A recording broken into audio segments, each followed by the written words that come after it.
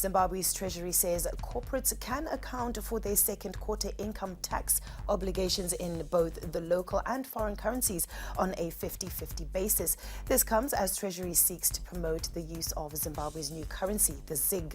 In a statement, Finance Minister Mthuli Ncube said Treasury was working on realigning the country's legislative framework to allow payment of taxes exclusively in the domestic currency.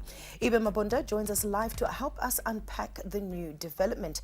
Now, Eben, good evening. What do you make of this statement?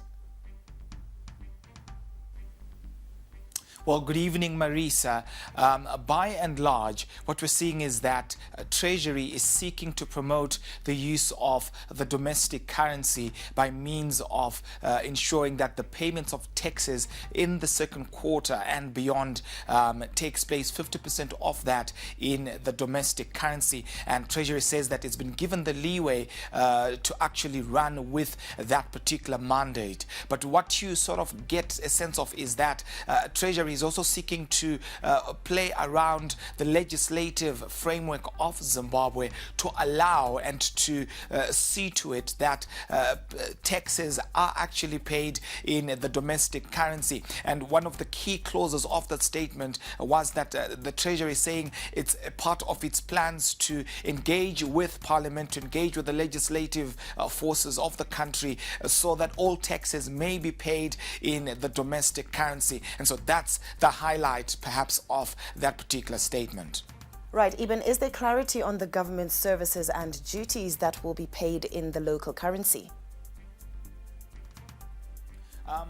There isn't clarity as yet. We await further guidance, especially where some of the government services that are being provided for at this particular point. And of course, one of the key or sticking issues would be that to do with the passport issue, which has been a subject of much conversation. It's not clear as yet whether passports will be paid for in the ZiG or they will remain in the US dollar currency. And so we await guidance where that is concerned. Again, another subject of conversation is the classification of essential versus non-essential goods, whether vehicles will be classified as essential or there will be certain brands that are classified as non-essential. Again, there is no clarity as yet where that is concerned, so we await further guidance. It seems that there is still much consultation that is happening behind the scenes, and of course, as and when the details, the teensy-weensy details are ready, we will of course be hearing from the Minister of Finance, Investment Promotion and Economic Development. Okay, now what will this mean for the ZiG going forward? Well, certainly the 50% payment of the taxes in the domestic currency will result in an increase in the demand for the ZiG. Of course, it's still early days and we have not yet seen the full distribution of the ZiG, especially on the printed notes and coins.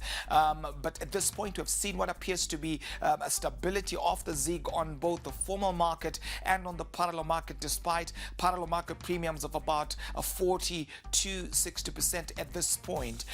Now, the increase in that demand will result in a possible firming up of the ZiG on both the formal as well as the informal market, at least in the next 6 or so weeks, given the fact that 80% of the transactions in the economy, at least the formal transactions, are taking place in United States dollars. However, the litmus test will kick in the last quarter of the year, at a time when Zimbabwe's foreign currency receipts are at their lowest, at a time where the El Nino effects will be more apparent, as well as also when payments to contractors are expected.